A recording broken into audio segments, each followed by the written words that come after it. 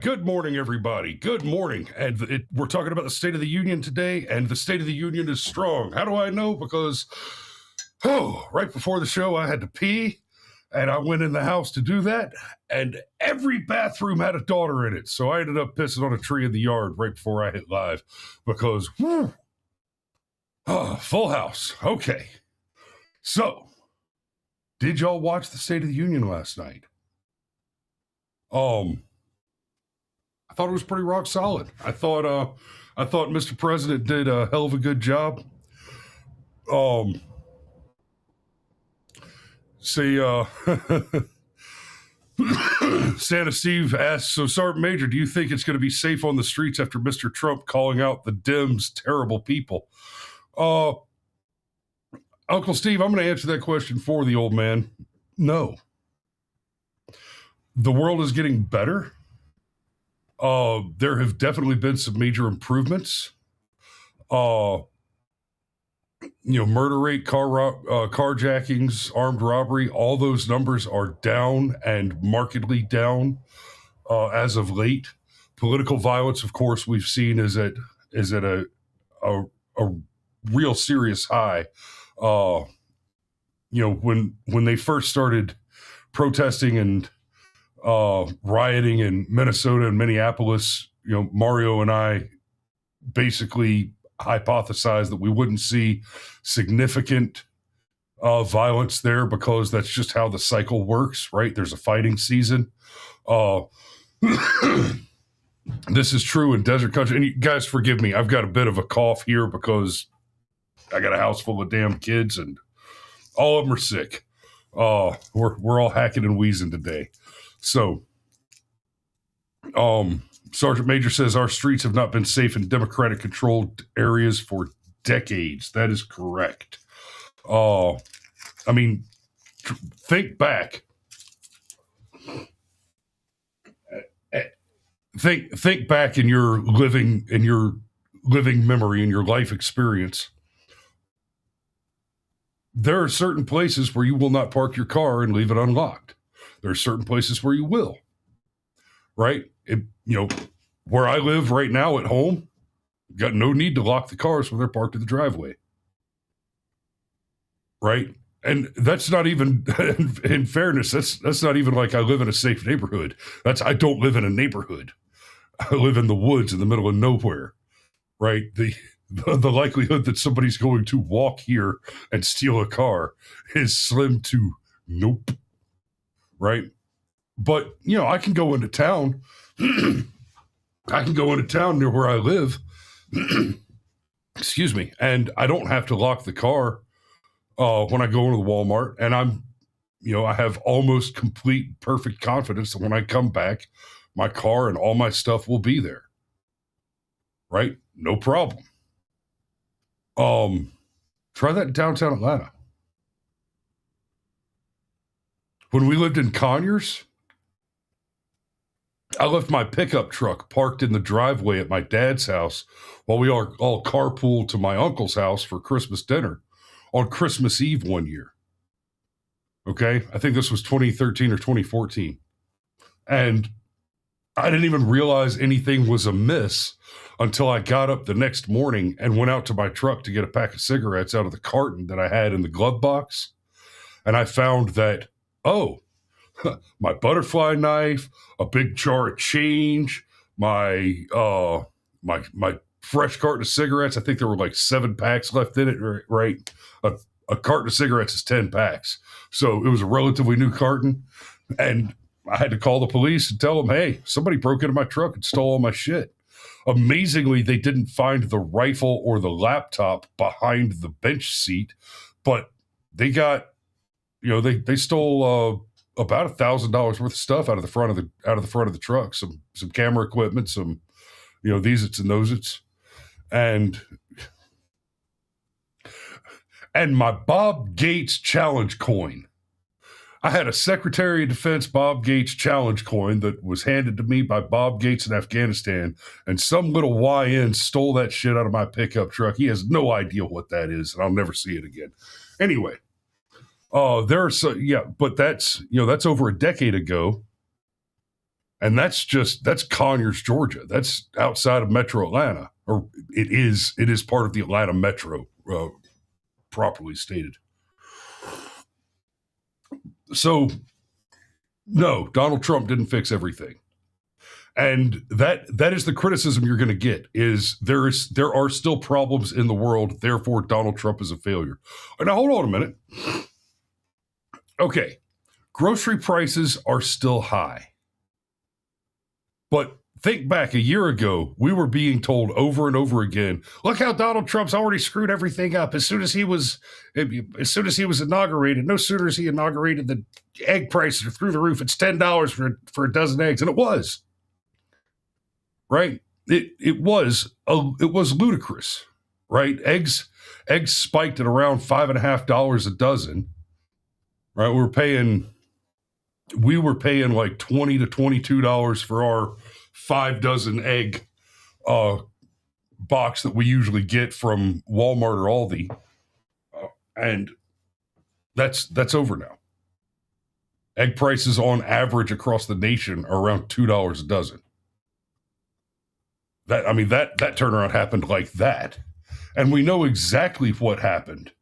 We know exactly what happened with the egg prices, and that is alarmist Democrats decided to kill off all the chickens over a bird flu epidemic that was not an epidemic.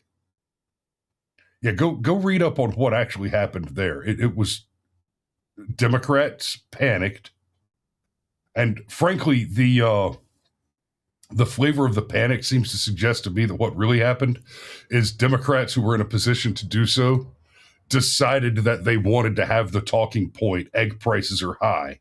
And so they killed off all the chickens to make that happen. I know that's drifting into some tinfoil hat territory. That sounds like a conspiracy theory. Like MK Ultra? Like the Epstein files?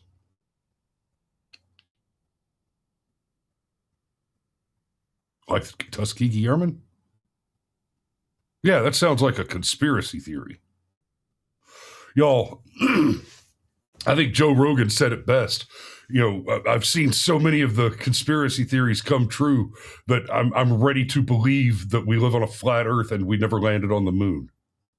I'm ready to entertain those possibilities. Obviously that's a joke, but the conspiracy theorists are batting 1,000. So, you guys in the chat, tell me, do you want to hear about the State of the Union address first, or do you want to hear about the Democrat response first?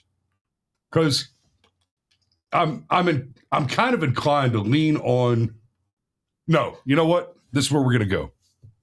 Okay, Trump talked about several important policy positions and policy outcomes. So a broad summary.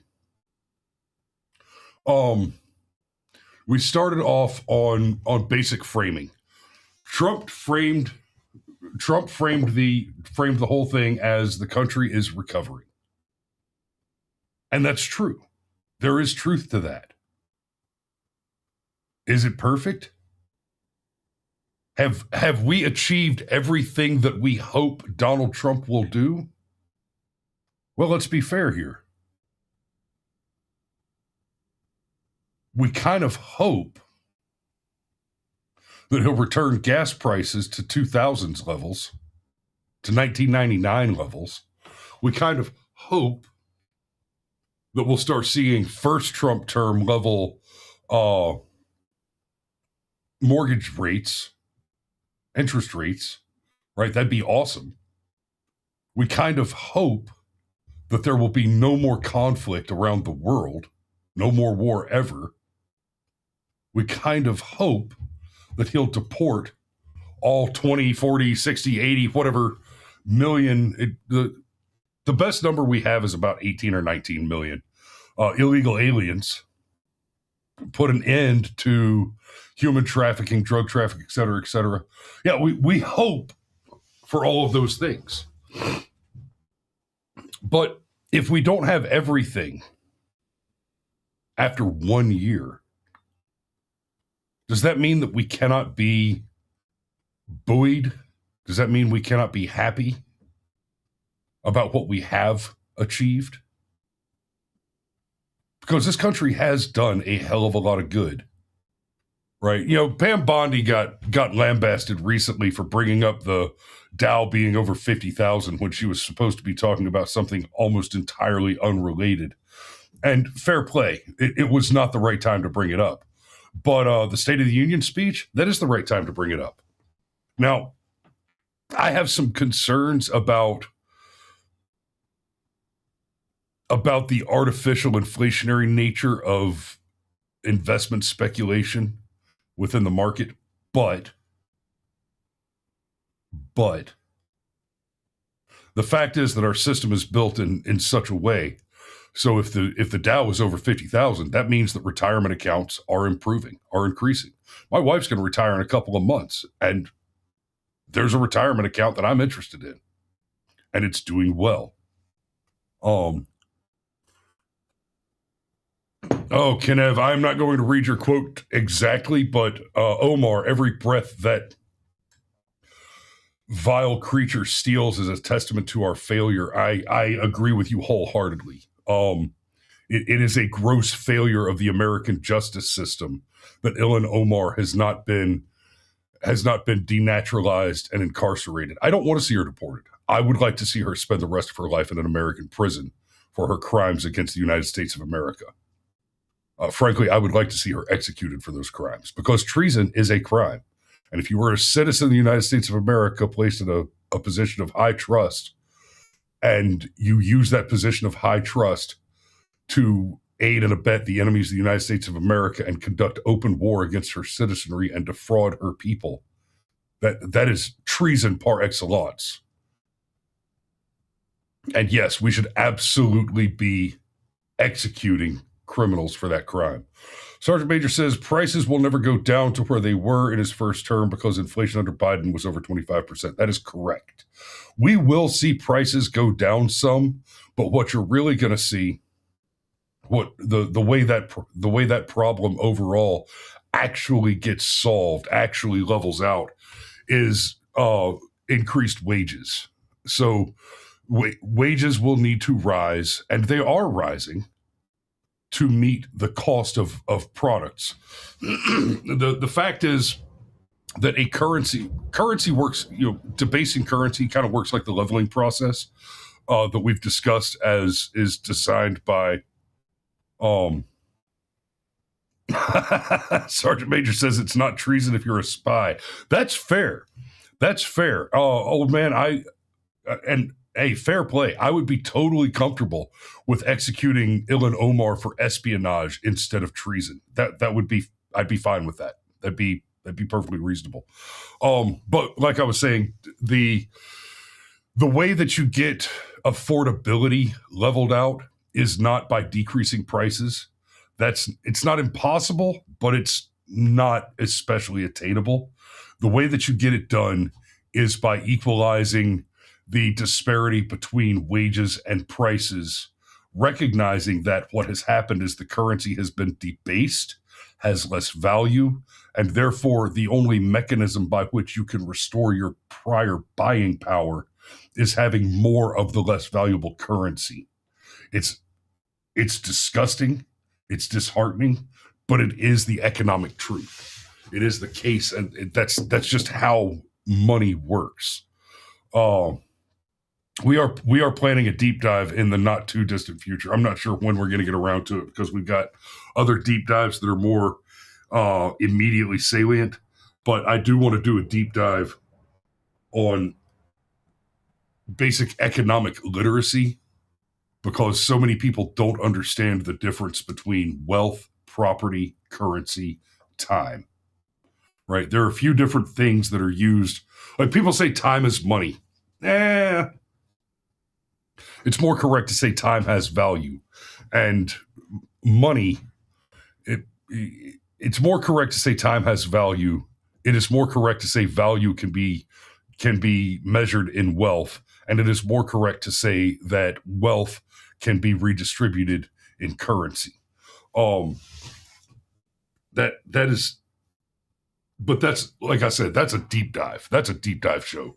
We're not going to go down that rabbit hole too fast. So when we say prices, grocery prices are down, they are. Grocery prices are down some. Yesterday I bought some steaks to make these steak sandwiches last night. Oh man, y'all. Okay, ciabatta roll. All right, you coat that with a mixture of melted butter and mayonnaise with some salt, pepper, oregano, garlic salt, paprika, and onion powder. Right, slap that on there. You griddle those on the Blackstone. Right, your thin sliced skirt steak goes on after you've already cooked your vegetables and got a good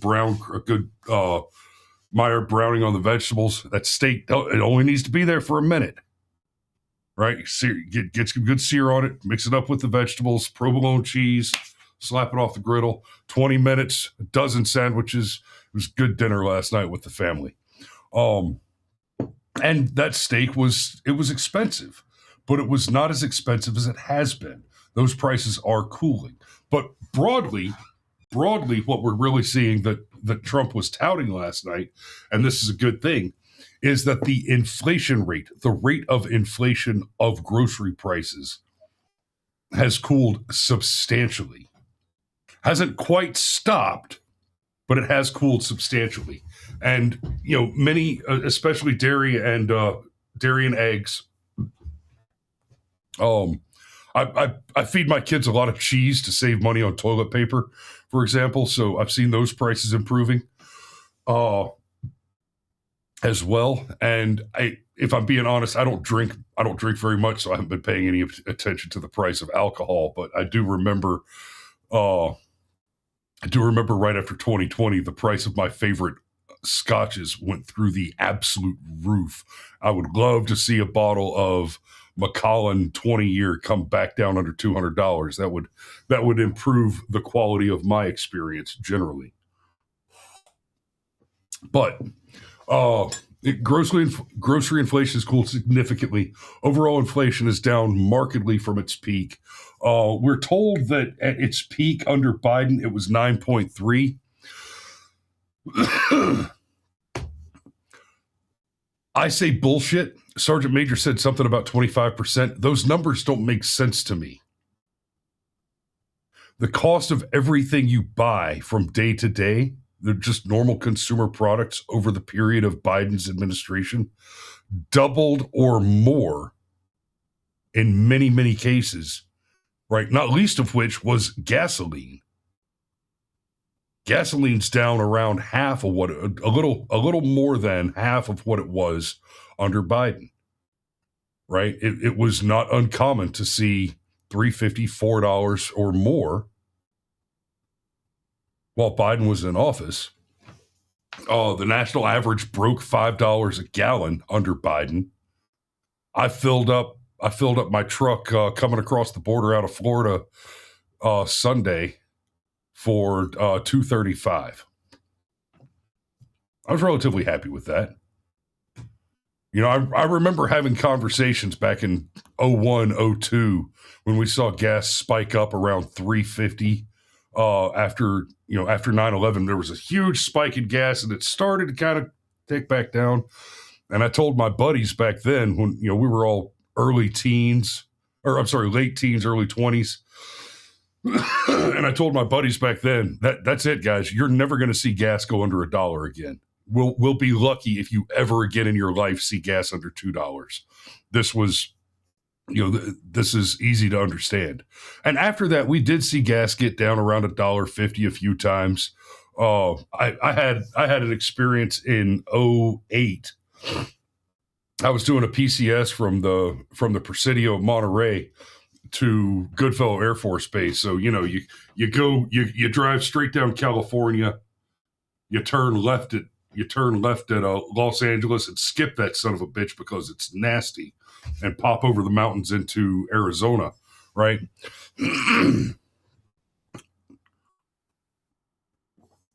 And going through, I was driving my old Ford F-150 manual transmission, right? And as I was getting up to the top of the mountain, trying to get out of California, I was coasting on fumes, rolling into this gas station at the top of the mountain. Gas was $10 a gallon at that one gas station.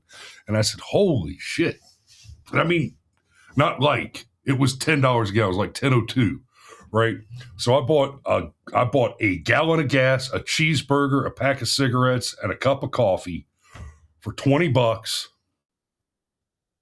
Right? I used that 1 gallon of gas to pull out of that gas station at the top of the mountain.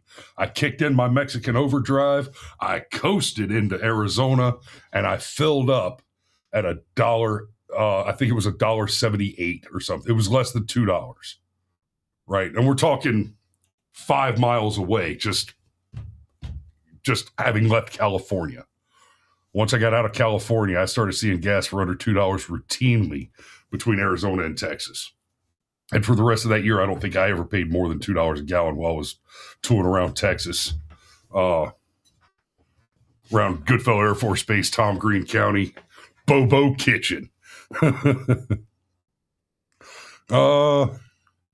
Baby eater governments depopulating Earth retards at warp speed. You must be referring to the Canadians and the Slavic countries that are eliminating autism, or not autism, Down syndrome. That's cute, Brad Davis. But since I don't think I've seen your name in the chat before, welcome to the show. I hope you're enjoying it, and I hope you pop over and watch us on Rumble instead of YouTube. As much as I want the show to grow on YouTube, just because I want YouTube to start cutting me checks, Rumble's already cutting me checks. So show them some love. And Brad, if I see you pop up over on Rumble, I'll give away a free random 1-month membership to randomly to anybody who's currently watching live on Rumble and has left a chat. In fact, if you're watching right now, go ahead and share this show. Share it everywhere. Right? Get on your Twitter, your Facebook, your wherever. Share the show, and let's get some more butts in seats. Let me see that total get up. If I see that total double in the next little bit, I'll give away 2 free memberships today. So y'all get on that. I need y'all to be spread the good word. Get out there and proselytize and help get the brush fire raging. Right, we are the brush fire mind, because it is not the majority. It is the tireless and irate minority lighting brush fires of liberty in the minds of men. So, when I asked for a summary this morning of the speech, one of the things that ChatGPT said was something about Trump using human props, and I said, "No, hold up, wait a minute. We're not playing that game." That is something that politicians do, and it is something that deserves criticism. But let's talk about the props. Let's talk about what we mean when we say props. Because Biden and Obama both famously gave the Presidential Medal of Freedom to activists, celebrities. Right? If you wanted to get a Presidential Medal of Freedom, while a Democrat is in office, you need to be personally responsible for the genital mutilation or sex trafficking of a minor. Essentially, that's who they gave their awards to. Right? Back in 2020, who did Donald Trump give the award to? Beloved by millions of Americans who decades of tireless devotion to our country.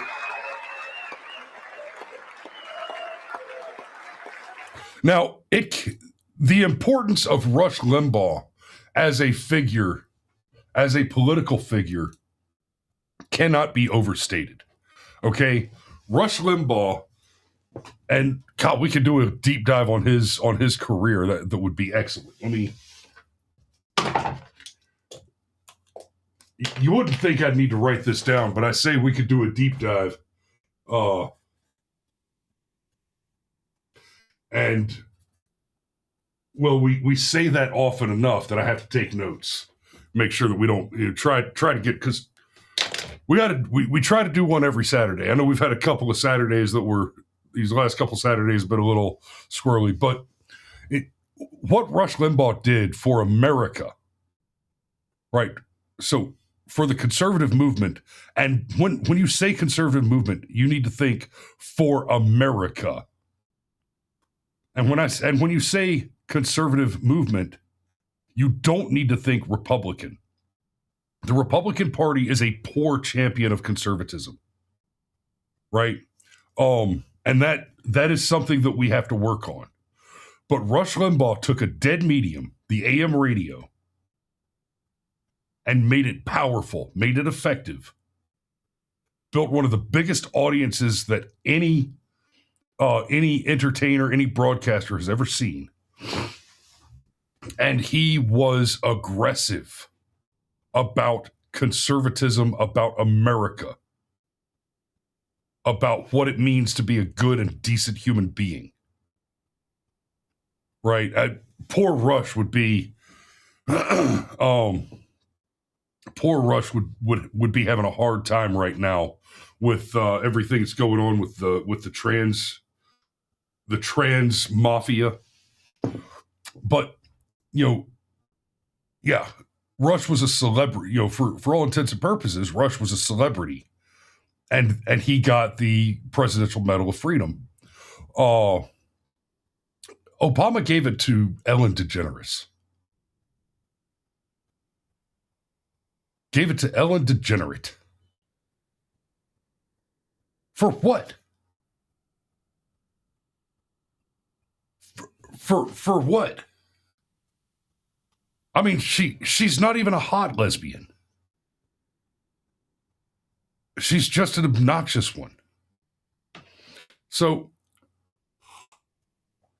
the idea that, because you're going to hear this criticism that Trump used these guys as human props. Let's go through it. Who do you give the awards to? Okay. Presidential Medal of Freedom. Presidential Medal of Freedom.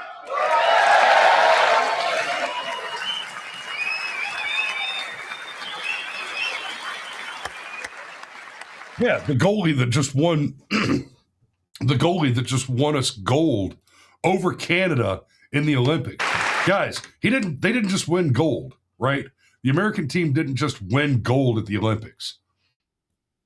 They dragged it from the screaming, crying maw of the Canadian degenerates. They destroyed the Canadians at their own sport, right? This would be like the Nazis sending over a team to crush Kenya in the 500-meter sprint, right?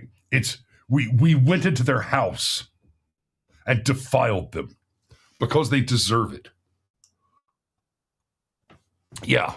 So if the Presidential Medal of Freedom is for celebrities who have a significant impact, that's a good one there. But I think that's the only Presidential Medal of Freedom he gave out last night. After that, he gave away some meaningful awards. And okay, I might get a little misty going through some of these. Show you the clips. So we've got hold on. The share button broke. Okay. Beyond the call of duty, I would now like to ask General Jonathan Braga to present Chief Warrant Officer Slover with our nation's highest military award. I ain't gonna lie. When he called this guy out before and he told the whole story, I assumed that they were about to give him a Purple Heart and maybe a Legion of Merit. But no, the Donald said, This is a truly bona fide hero right here. Medal of Honor. And I mean, look at this stud, right? He should play the next Superman. Look at this absolute unit. And apparently his leg was shredded by machine gun fire while trying to land the helicopter. And he said, I ain't done yet. I'm not done yet. For the Congressional Medal of Honor.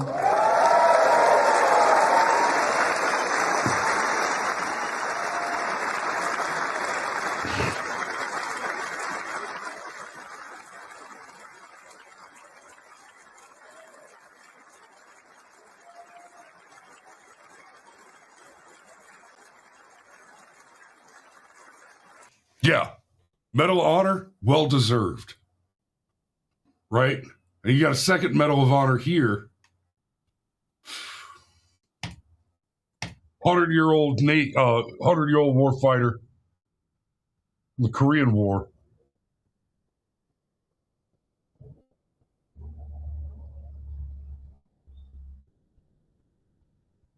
Oh, shit.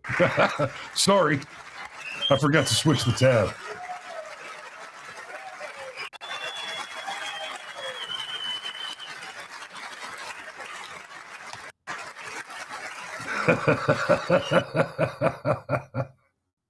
Navy warfighter. Oh, man.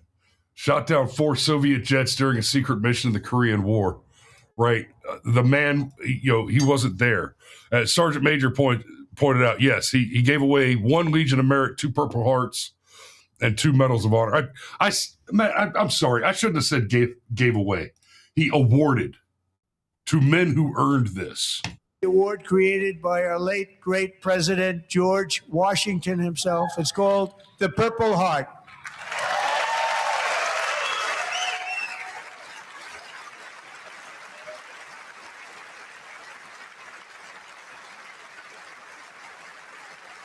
Yeah.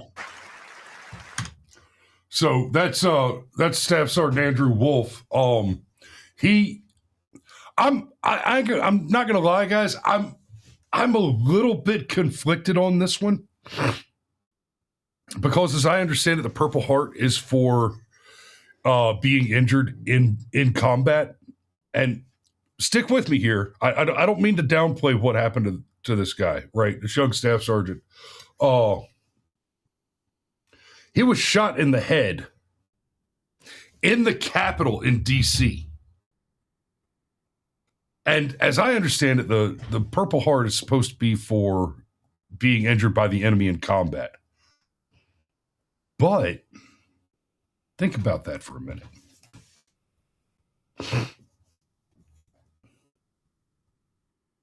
Like I was offered a Purple Heart for an injury that I sustained to my right leg while I was in Afghanistan. And because of the nature of how I was there was some confusion and complication with paperwork, and it was finally decided, okay, look, we can't do this award because we can't admit that you were at this place at this time. And I had to say, okay, I get it. A little obnoxious, but and don't get me wrong, the injury was not severe. Without telling that full story, we'll just say I got a little shrapnel in my shins, and I'm good, right? But that was in a combat zone, right? So this guy right here is being awarded for an injury that he received in the line of duty, in uniform, but in Washington, D.C. And yeah, Sergeant Major, that's what I was getting to. The deployment to D.C. was combat. Because what's happening in our country right now is these deranged, psychotic, violent leftists are attacking and murdering law enforcement and military personnel. And they're doing it all over the place. I can't wait to see how shit goes down when they come to Atlanta. Because it's the scuttlebutt is Atlanta will be the next ICE push. And I hope so. I can't wait to see it. I would love to see the illegals taken out of places like, is it Clarksville or Clarkston? We have a few nasty foreigner refugee encampments around Atlanta that masquerade as metropolitan communities, but they're absolute shitholes. I'd love to see them get cleaned out by ICE. Just get them out. Just get them out. I would also love to see us stop spending resources on moving them to the next location. I don't appear to have all of the. Damn it! Oh yeah, I did. No, I didn't screw it up. Haha! I thought I'd screwed it up. So this guy right here, this young man right here,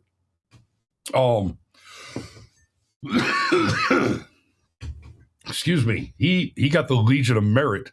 I don't have the video clip of that award.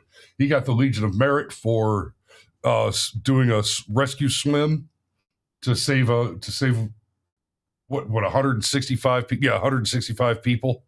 And of course, the little girl that he dragged out of the Texas flood was also there.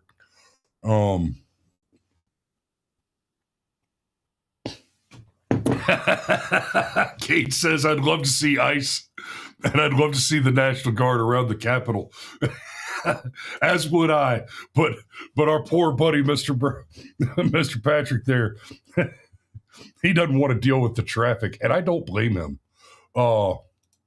Okay, bear with me a second. I got to close some of these. I got a shitload of tabs here.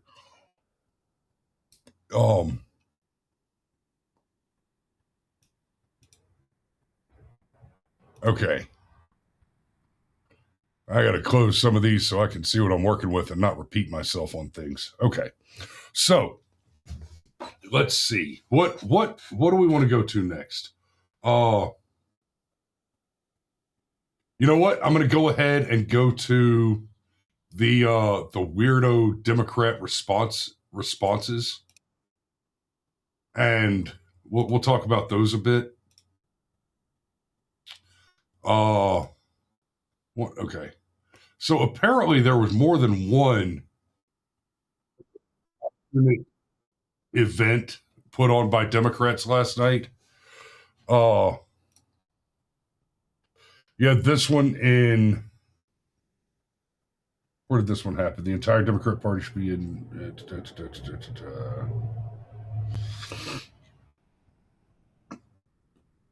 I think this is the one from Portland. All right, this one of their events. I am a physician, and I have a flag. And I am the proud representative for Oregon's 3rd Congressional District.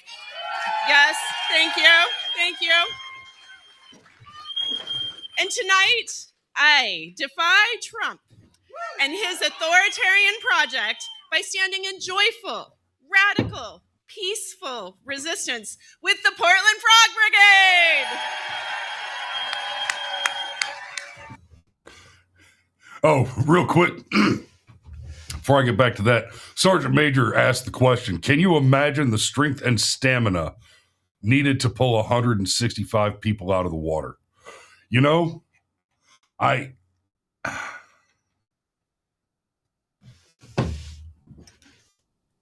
think at peak, I could have done it. And I know from having done similar levels of endurance training to include drown proofing, swim training, stuff like that. Part of my Army training included being able to swim in uniform, wearing body armor and combat boots with a weapon on. That's a thing that I used to could do. I when I say I used to could do it, I don't mean I can't do it now. I mean, I am not interested in trying to find out if I can do it now, because that shit is hard. Try just treading water for an hour in boots and armor. So yeah. Legion of Merit is well deserved there. Absolutely. So back to this. You got this woman on the stage with the frogs. The frog suits have been kind of a gag the left has been using to sort of virtue signal. Oh yeah, we're actually peaceful. We're not. Okay, no. What they're doing is they're using the frog suits as to accomplish a few things tactically. It gives them a uniform.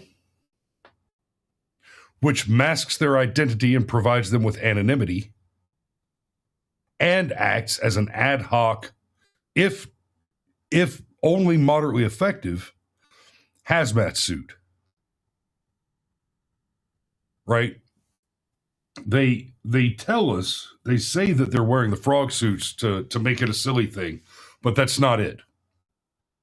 They're using the frog suits and the silliness of the frog suits to try and distract everyone from the fact that these are dangerous, radical, violent extremists who despise your country, and they want to conduct their violence in disguise with anonymity and have at least semi-effective defense against the chemical weapons, crowd control, like tear gas and the like. Okay, when you see them doing the frog suits in a mass protest, you need to understand those are indeed your paid protesters, your agents provocateur. The bulk of those people are part of the organized rebellion, are part of the ongoing occupying force, the ongoing insurrection against the United States of America. That's who's in the frog suits.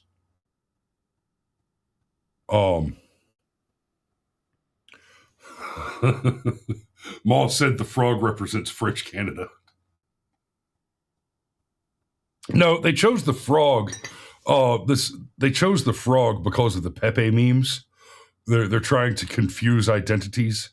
They're trying to distract people from what is really happening, what's going on there, and it's not going to work. It's not going to be effective.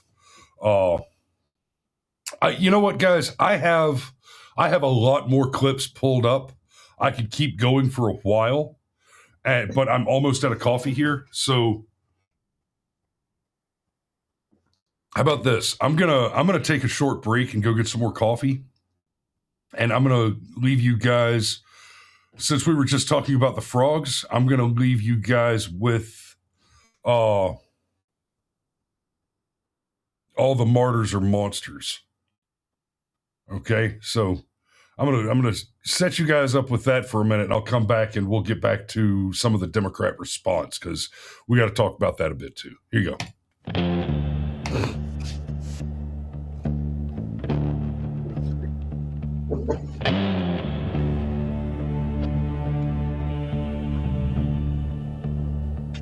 They light the torches, chant the names, build their altars out of flames. Every sinner's crown of thorns, sold in their culture wars. They preach compassion, sell the rage, turn their prisons into stage. Their saints wear mugshots, their prophets steal. They burn the truth and call it real.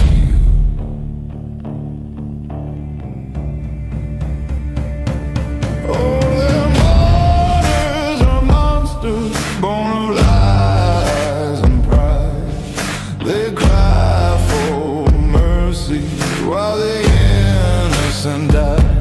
Oh, their martyrs are monsters built from their sins. Keep the cameras rolling, call that justice again.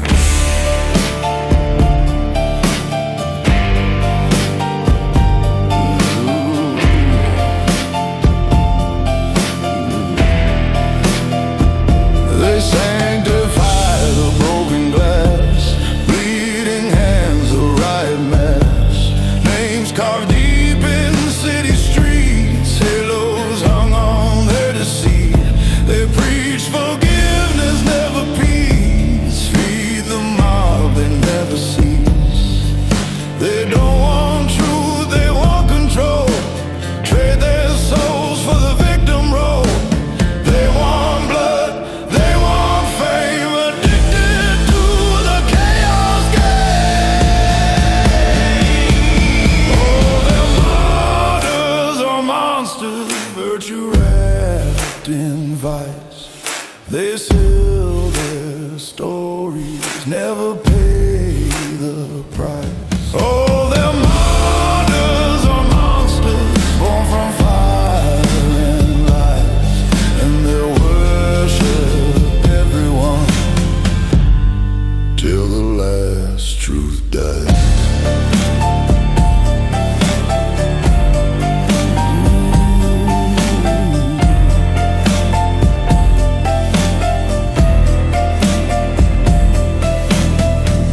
They built their temples on broken backs, preach forgiveness while lighting a match. They want a savior, look inside. All their martyrs were monsters before the day they died.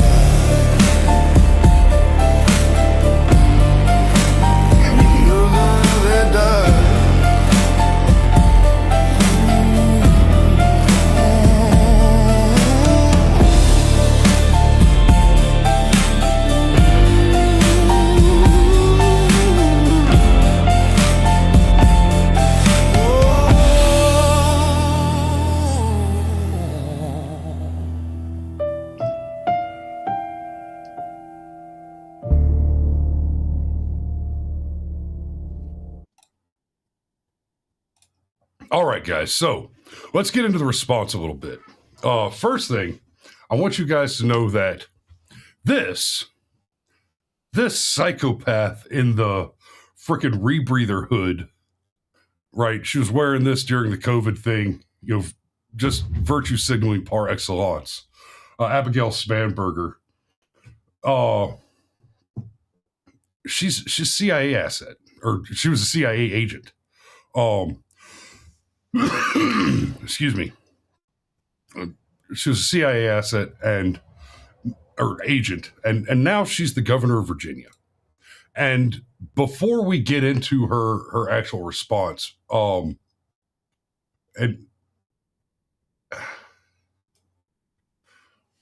understand, this woman just got up there and said that everything Donald Trump told you is a lie. Everything he said is a lie. The country will be safer under Democrats. And he's stealing money from taxpayers to pay off his billionaire buddies.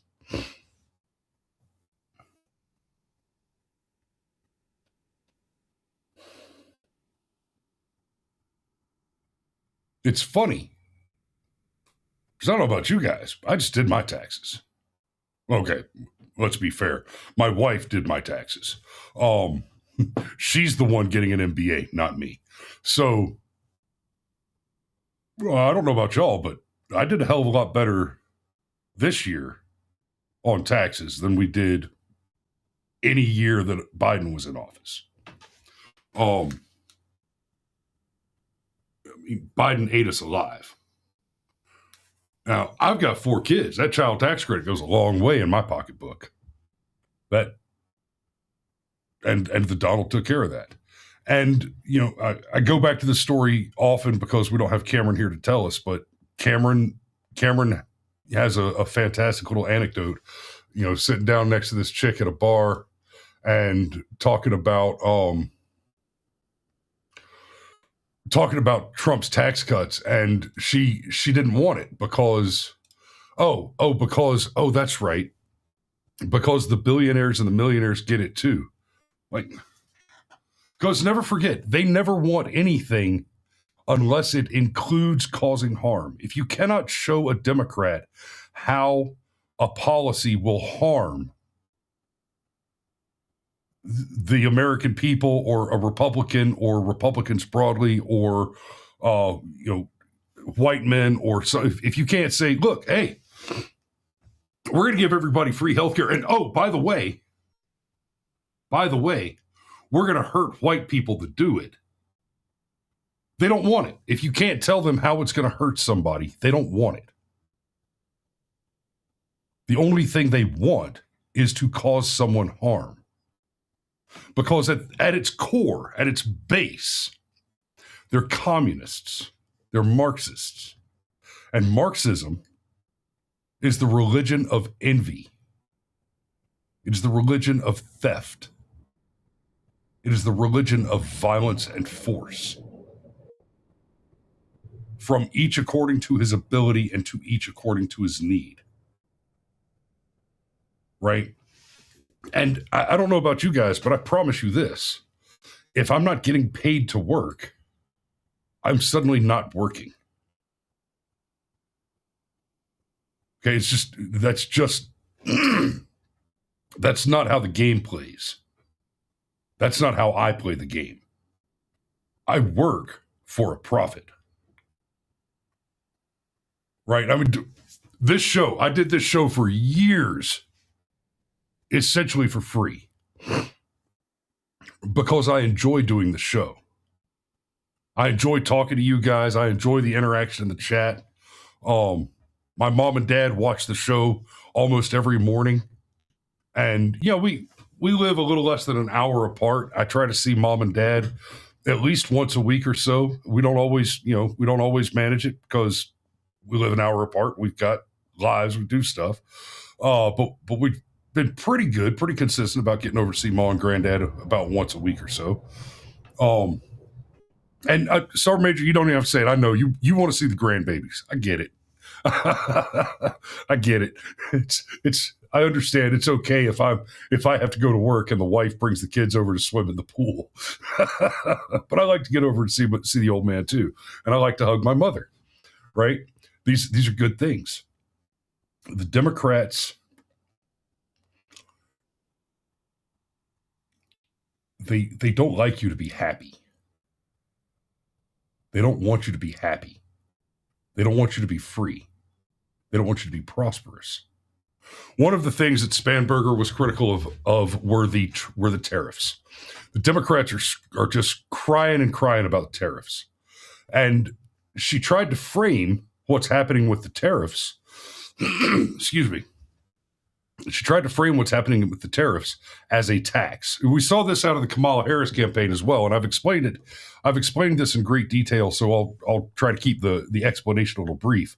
But what they keep doing is they keep telling you that the tariffs are a tax on everybody. Well, that's a lie. That is a lie. Because remember, the same people that are telling you tariffs are bad, they're going to raise prices on everybody. Donald Trump has stolen $13 trillion from everybody with his tariffs. These same people are advocating for the highest corporate taxes in the world. And they frame that as we will tax the corporations because the billionaires must pay their fair share.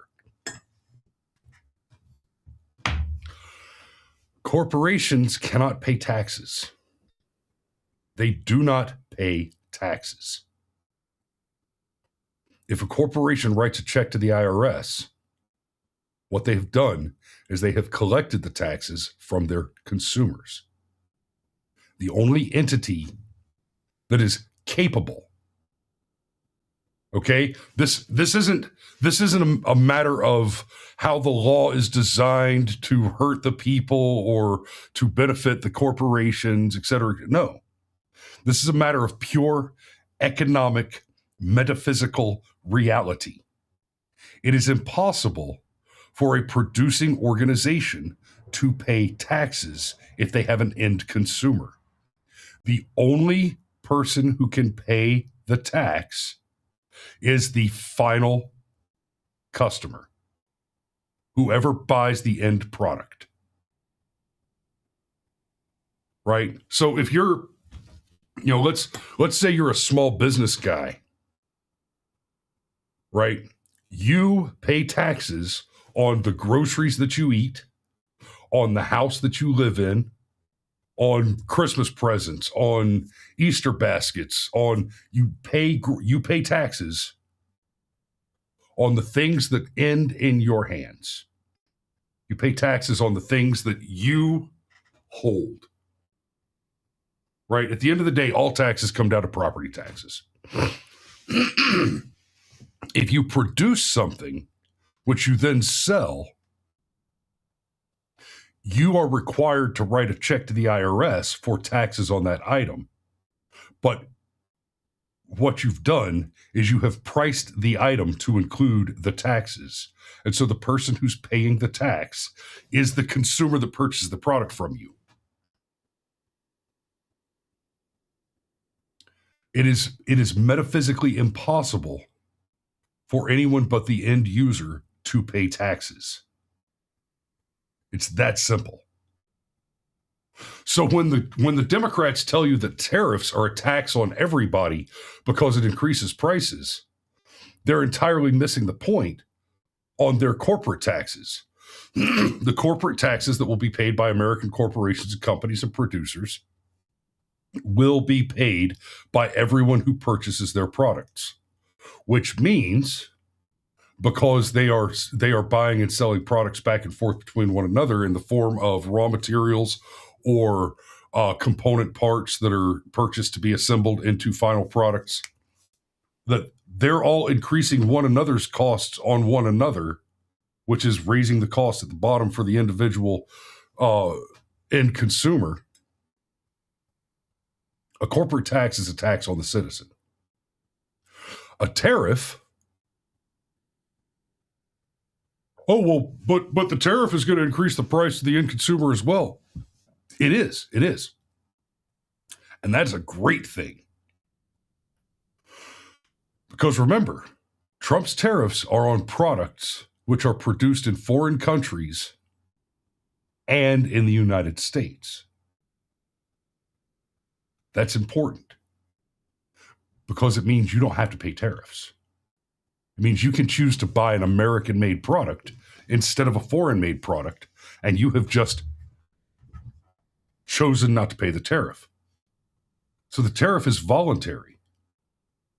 Yes, the tariffs will have some knock-on effects over some things that are produced overseas, that are component parts and raw materials that come into the U.S. Sure, fine, that's true. But you guys have to understand that this is all in the context of a world where we get most of our aluminum from Canada, and Canada doesn't produce aluminum. Oh, well, okay, that's not entirely correct. Let me restate that case. We get most of our aluminum from Canada. Canada cannot produce aluminum domestically. Okay?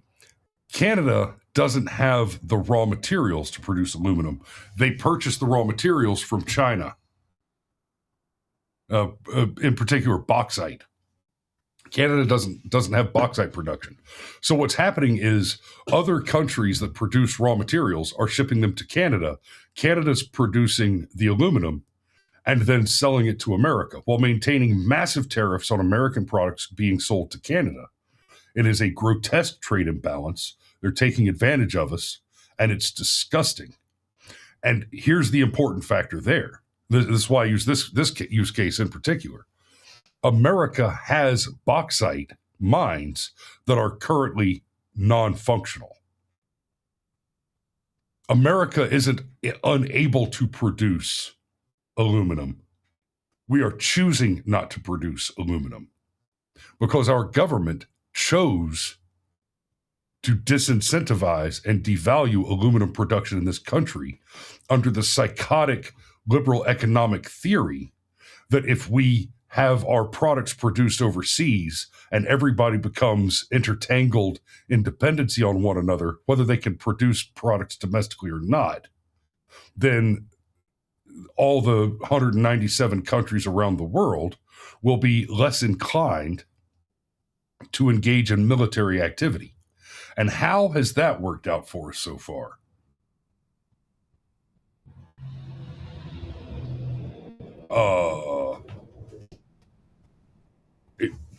Do we have world peace? No, the liberal economic order is a grotesque failure that has cannibalized the American pocketbook since the end of World War II, and it has to stop. If we can produce a thing domestically, we absolutely should be doing so. It is infuriating that we are not. And make no mistake, the only reason that domestic production on things like aluminum, steel, right, raw component material resources, raw resource extraction, the use of our natural resources to produce necessary, valuable products. The only reason that we have stopped producing those things is because politics decided that we shouldn't have value and production and wealth in the United States. We should redistribute it to the world so that we can have peace around the globe. And the result has been global slavery, constant conflict, and a slowly deteriorating American way of life. That is what the Democrat gives you. That is what the neocon Republican gives you. That is what the Rhino offers. And that is the majority of our elected officials, right? Republicans too. Look at John Thune dragging his feet on the SAVE Act. It is the single most popularly supported piece of legislation that has ever been considered by the legislature. It has more support among the citizens, among the population, left, right, and center, than any other piece of legislation that has ever been considered. And he's dragging his feet over procedural nonsense. Get your shit together and pass the SAVE Act, you trifling coward. So, the responses. And I'm not going to keep you guys here all day. And I appreciate y'all, those of you that have hung out for the whole thing so far. I absolutely appreciate the hell out of you guys. Yeah, you guys are freaking fantastic. So let me go ahead and throw some chum out there for somebody. Let's see who gets the goodies this morning. Doom boom boom boom.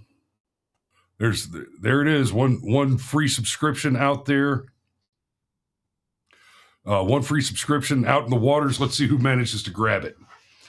Well, I'll be watching over here, and while we're waiting on that to codify, let's pop over. Excuse me.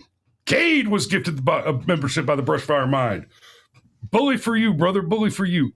I hope that means we'll see you for the deep dive Saturday night. Okay. Quick question, Sergeant Major. What's the timing on our event Saturday? What time are we leaving? When are we going to be back? Am I doing a deep dive Saturday night? I'll call you after the show. I got to get that figured out. But yeah, Cade got a free membership. That's awesome. So I'll try to do a deep dive this Saturday. Make sure you're included there, Cade, so that you can watch, right? And while you've got that free 1 month membership, Cade, if you haven't already, you need to go back and watch our deep dive on Edward Bernays. You need to go watch the deep dive on the history of China, on the French Revolution, on MK Ultra, on the heresy of prosperity gospel. That was a good one. Yeah, the deep dives are fantastic, guys. We put a lot of work into those.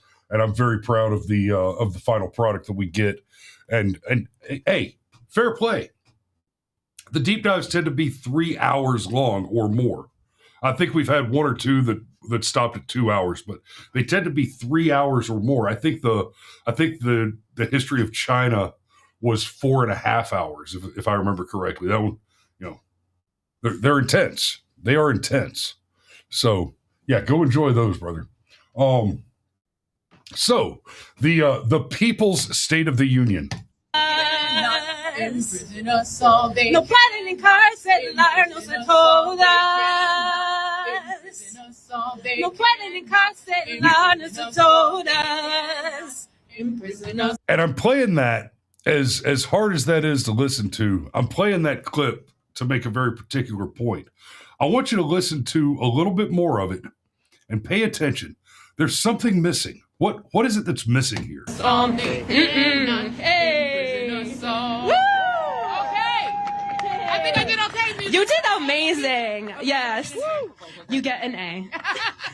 I don't give. There's nobody there. They're struggling. They're desperate, right? They're absolutely struggling here. Nobody's showing up. And that's a good thing.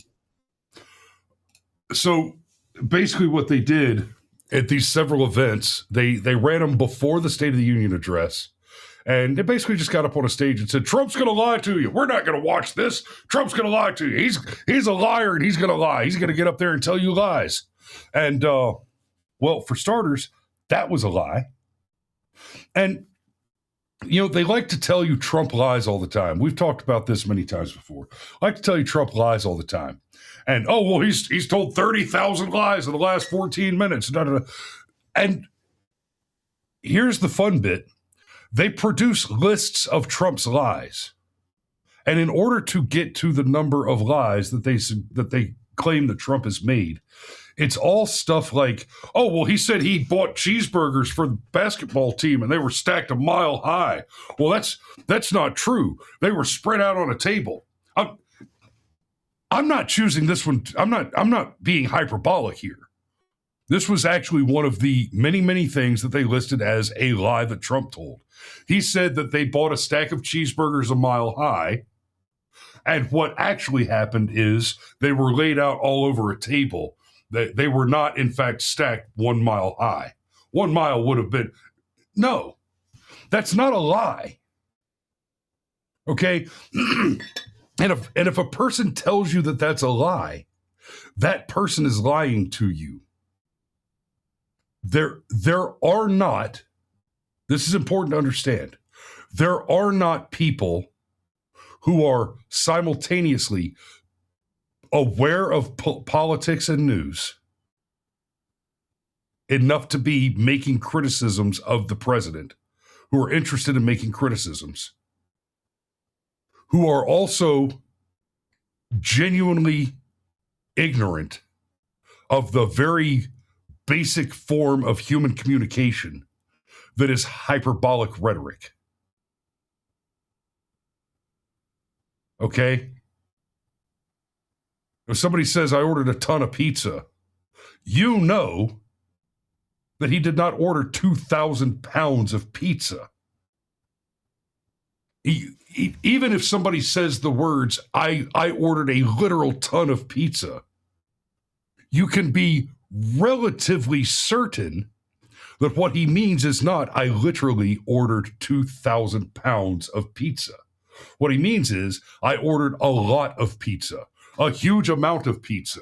In fact, I will state that I ordered way more pizza than I did to make the point so you understand that what I mean is I ordered a lot of pizza. We got cheeseburgers, they were stacked a mile high. Yes, we understand that the cheeseburgers were not literally stacked up so high that they had to cut a hole in the ceiling and reinforce the staggering tower with struts so that it would not collapse. We understand that what he did is he ordered a large number of cheeseburgers. Right? Pitt Danny says, and they have no sense of humor. That's part of it. That's part of it, Danny. But a more important part of it, right? Hanlon's razor. If you never attribute to malice that which can be explained by incompetence. And here's the case that I'm making.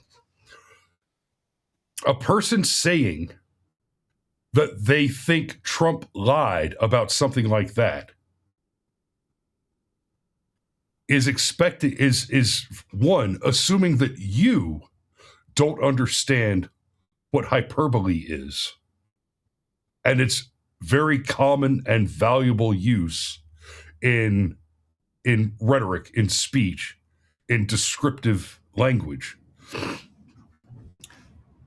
And they're pretending that they don't understand what hyperbole is.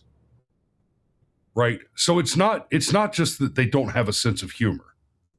It's that they are intentionally pretending to be ignorant of a basic human communication mechanism. Right? You will literally not find a person who doesn't have some form of Asperger's or autism who has never used hyperbole in descriptive language. That person doesn't exist. Because it not because it's something that everybody is prone to do. I mean, that's part of it, but because it is a basic function of language. And that's not just in English. That's in every language. There are no languages on earth that do not use hyperbolic language to describe things. Hyperbole is such a basic human description, a basic human function of communication that they just don't understand things. If you cannot understand hyperbole, you will have a difficult time communicating with normal human beings. That's why I mentioned the Asperger's autism exceptions, right? There's if you're a person who has a mental handicap that makes it difficult for you to understand, that makes it difficult for you to interact normally with other humans, right? Think Sheldon, right? Sheldon from Big Bang Theory. Sheldon didn't understand sarcasm. He didn't understand, and so he didn't understand hyperbole. And, hyperbole is kind of sarcasm's cranky big brother, right?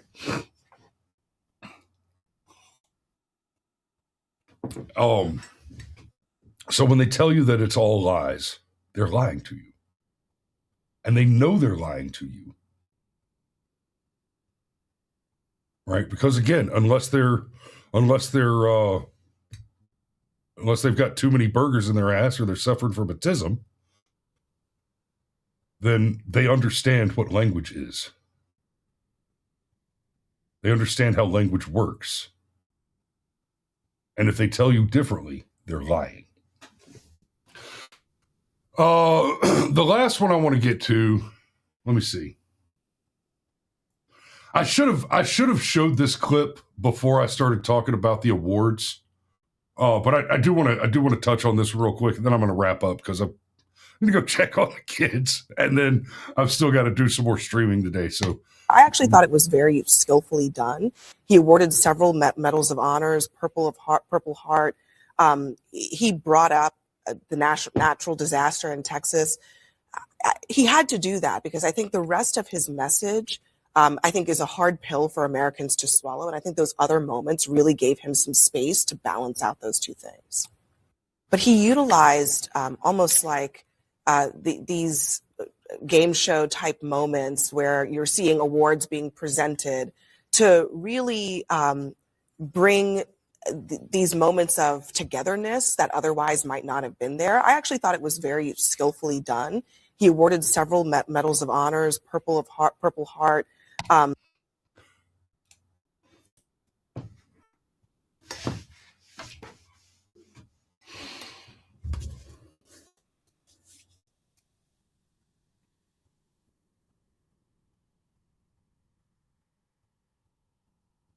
the Medal of Honor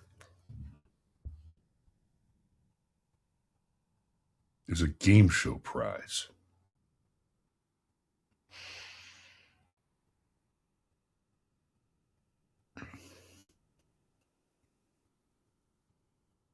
The Medal of Honor is a game show prize.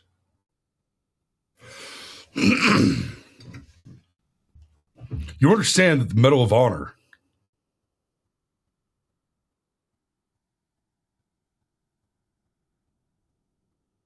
is almost always awarded posthumously. There's a reason for that.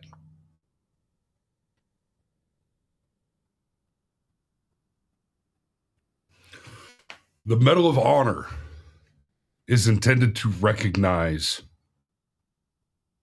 the absolute selfless dedication of the American warfighter. The two Medals of Honor that were awarded last night one of them to a 100-year-old man who skillfully executed a legendary dogfight, downing enemy aircraft, suffering injuries as a result, and barely made it out alive, but drove through and got the job done. And a helicopter pilot, a W-5 no less. So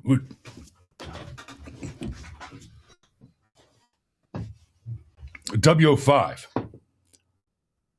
Tell you something, guys. If you've never worn a uniform and been around enlisted, senior enlisted officers and warrant officers, a colonel outranks a W-5. You would not know that if it wasn't told to you. If your experience was just seeing them interact with one another, you would not know that that was technically the case. Right? Kind of like Sergeant Major is outranked by an 01 lieutenant on paper. I promise you, that is not the practical reality. I said W-5, it's CW-5, Chief Warrant Officer 5. Sorry, I need to correct that. But for her to suggest that these were game show prizes,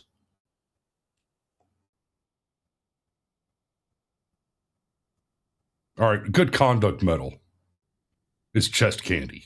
Your little lickies and stickies on your ribbon band, right? A lot of ARCOMs, Army Commendation Medals, are just kind of, thanks for showing up awards. The Medal of Honor, the Legion of Merit, Purple Heart. No. No. What were these awards given for? A major dogfight, a major conflict engagement.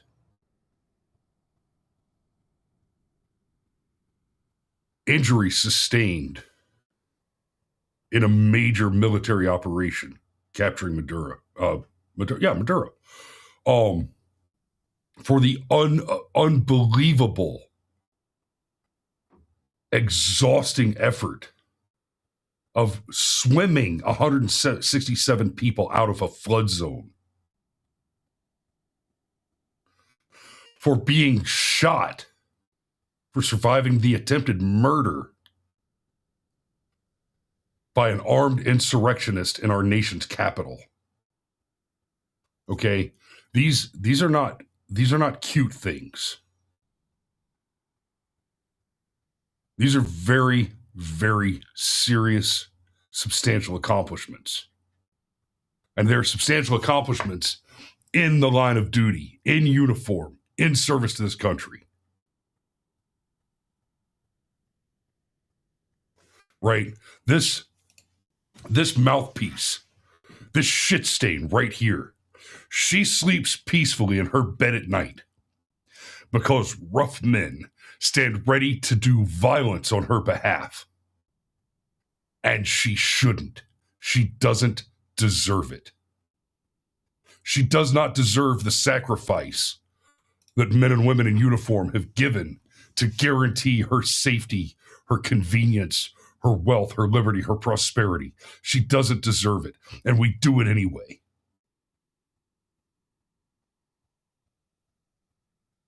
We sweat and cry and bleed and fucking kill and die so that whores like this fucking shit stain can degrade the great accomplishments of men who she is not worthy to look upon. Because we stood and stand ready to do violence on behalf of this nation and her people. And she hates you for that. That's who they are. That's who the left is. That's who's going to put your Spanburgers in a governorship. That's what we're up against going into the midterms this year. Is people who are not worthy to shine your boots. Degrading your great achievements and sacrifices to game show awards. I have no patience left for them. I haven't for some time. And you will probably hear me using some more colorful language to that extent in the future. Okay. I'm going to go ahead and put a pin in it there. Thanks for watching this morning, guys. I hope you enjoyed the show. I appreciate you turning up. We love you, and we will see you tomorrow.